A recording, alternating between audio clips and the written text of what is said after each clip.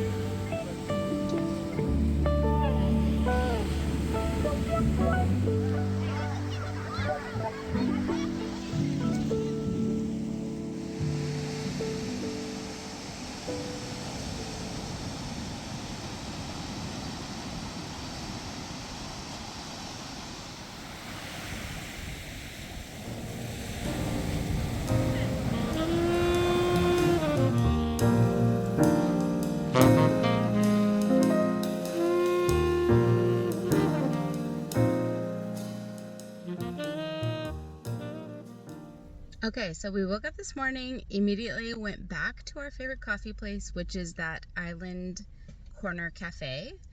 They have, I mean, the coffee is top notch. I tried something different this morning and it was really good. So I definitely recommend this place if you're ever visiting, if you have a car, especially because it's off the strip. And so, or if you're staying anywhere near here, but it's easy, super easy to get to, like 2-minute drive from downtown. So we had breakfast, had coffee, but I wasn't able to film it all because we had a storm last night and there was like leaves all over the place and there was someone there with a leaf blower, like clearing out the parking lot. So it was very loud. Tonight, we are going to be making a traditional Greek dish for our friends that are hosting us. And so my partner is inside right now at the grocery store shopping for ingredients, and I'm sitting here in the car because I have reading to do. I started the book The Ghostwriter yesterday by Julie Clark. It's a thriller mystery and it's really good so far. Like, it's very addicting. And I was reading with my friend. We were reading at the beach together and we were totally on the same page and having great conversations. And then we had an activity last night and then got home and I was so tired I went to sleep. And I woke up this morning and she's like, I finished the book. I'm like, oh my gosh, I'm barely, like, not even halfway yet. So apparently it's very good. She couldn't put it down. And I do. It's very, very good. But apparently it just gets better and better. So it's very layered. There's lots of mysteries layered on top of each other. And there's also, it feels very haunting, I would say. Like, we're trying to solve a murder mystery from the past, from like 50 years before. And there's a lot of layers happening. This is a multimedia mystery, like thriller. So kind of reminds me of like A Good Girl's Guide to Murder, or whatever that book, A Good Girl's Guide to Murder. I think that's what it's called. Reminds me of that. Or like Lisa Jewell's None of This Is True. Lots of different media, and so probably this would make a great audiobook. And I've heard from another one of my friends that they loved the audiobook, but since I don't get to actually like pick up a book and read that often, and I love to do that, that's something I try to do on vacation, is like actually physically read when I can. And so that's what I'm doing. I'm reading it on my Kindle, but it's got like interviews and then like journal entries and then a narrator. And this book has an unreliable narrator, which drives me crazy, but also makes for really good, mysterious, thrilling books, you know? Like Lisa Jewell's None of This Is True. You know how it's like it gives me similar vibes. Like, it's got a very unreliable narrator. And so you just don't know what to believe through the whole book. I mean, I'm about 40% of the way in, and I just don't know who to believe, which version to believe of events. I don't know anytime I learn something whether it's actually true. So it's very discombobulating. But it makes for a great thriller and mystery, and you just can't stop because you like need to figure it out. My hair's doing something weird. Anyway, yesterday was a fantastic beach day. It was overcast, but it was like in the high 80s, and we had like a nice breeze coming through. The water was lovely, and I just spent the afternoon visiting with my friend and my partner and reading this book essentially. And I went in the water a little bit, but we were supposed to go swim with Manta Ray last night, but true to island culture, they decided to just like reschedule us to a different time and didn't even like ask us if it was okay or notify us right away. This is not typical. This is my first time doing this and this has never happened to me before, but sometimes things like this just happen. Like, it's a small community and I guess they maybe decided they didn't have enough people on our tour. They wanted to cancel it, so they moved us to a different time, but they didn't tell us, and the time was sooner, so we missed it. So we showed up and they're like, oh, we moved you to this time. I'm like, how are we supposed to know that you moved us to that time? So it's kind of funny. But anyways, so we didn't end up going last night. We are rescheduled to go tonight. So hopefully that works out, because swimming with the manta rays is one of my favorite things to do in Hawaii. This will be my 4th time doing it, and I pay to do it every time because it's such an incredible experience, and because I always am so excited to see the people that I'm with experience it for the first time. So this will be my partner's first time doing it, and I'm just like, I'm so excited for him to experience it. It's just one of the most magical, magnificent experiences that you can ever have. It's crazy. You get to go out on these boats at night. They anchor down where the manta ray tend to swim in at night to eat.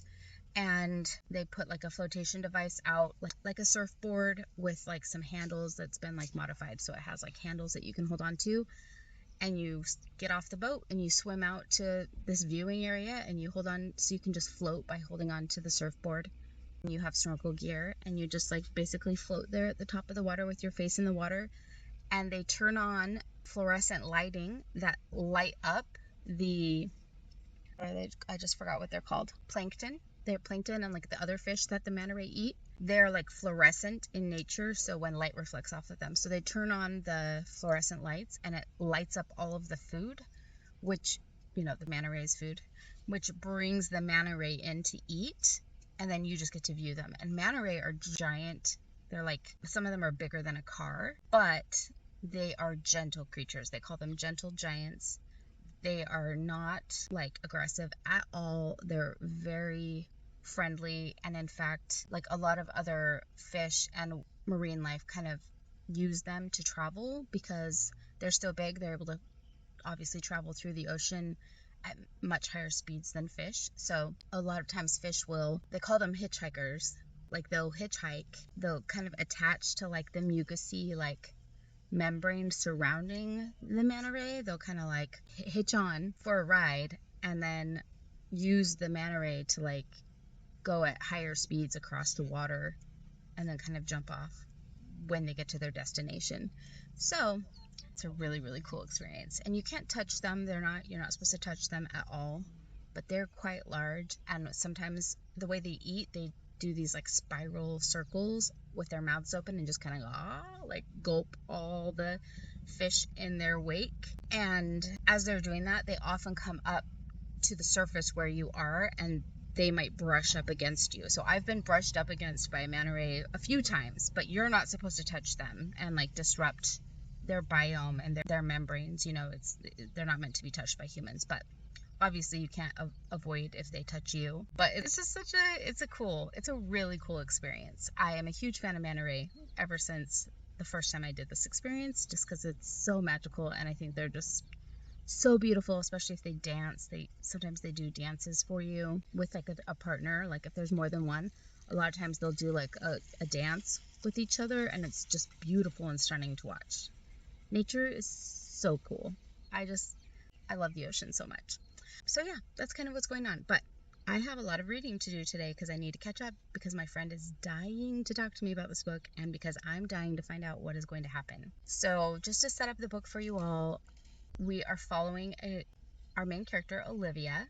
She's a ghostwriter. That's what she does for a living. And she came from a family that had like a lot of drama and scandal surrounding them because her father's siblings were murdered when they were children, and he's the only surviving sibling. And so there's always been like these rumors, like he's the one that killed their siblings or whatever.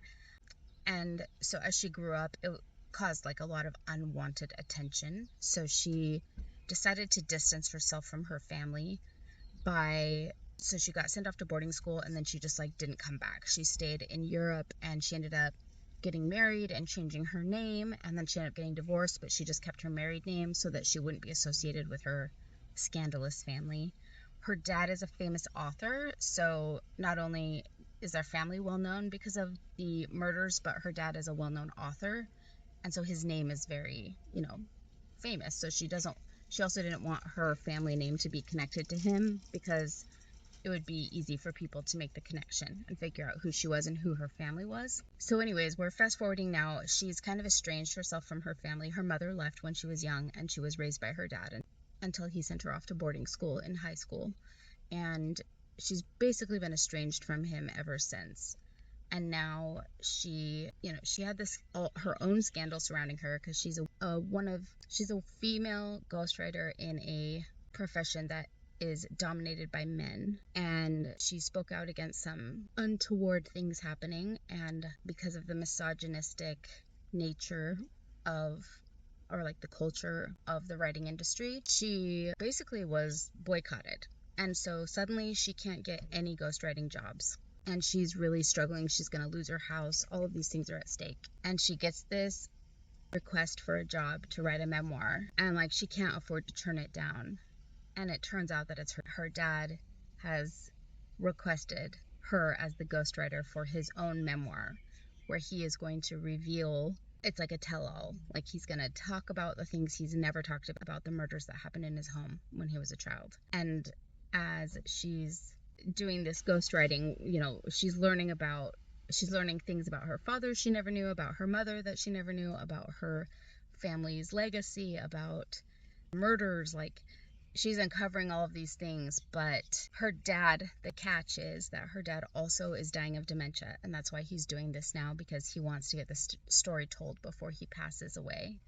But he has dementia, so he's like sometimes hallucinating, or sometimes he gets confused and thinks that she's his ex-wife, like her mother, or, you know, and sometimes he lets things slip, but you don't know if it's true, if it's like a secret that he's been holding, or if it's a hallucination that he's having because he has dementia. So like I said, very unreliable narrator, and keeps things extremely interesting, keeps you on your toes, and it's just like, I don't know what to believe. So that's kind of the setup, and I won't say anything else because it is a thriller mystery. I don't want to give anything away, but yeah, this is crazy. It's crazy. And every time you're like, okay, I think it's this, then like they throw on another layer and you're just like, what? I don't know what to believe anymore. It's nuts. But so far it's really good. And since my friend couldn't put it down and she finished it, and I'm pretty sure she said she gave it 5 stars. So I will keep you guys updated. And even though I won't give you any more details about the book, maybe I'll film some of my reactions. Nonetheless, I need to get reading. While my partner is shopping, I need to get some reading done, so I will be sitting in the car reading. And then the other thing we're doing today is visiting a coffee plantation to see, because Hawaii, especially the Big Island, are a major producer of coffee beans. And so you may have seen like Kona coffee in the grocery stores before, but it's a major production for this island. And so we are going to go do a coffee plantation tour to see, like, from start to finish, how coffee is made. And I'm excited about that because I love coffee, and just because I love learning about these things. And other than that, it's a rainy day, so we're just going to be cooking, getting a Greek meal prepped, and I will be reading and just relaxing. And then tonight we have the manta ray swim. So, okay, guys, I'll talk to you soon.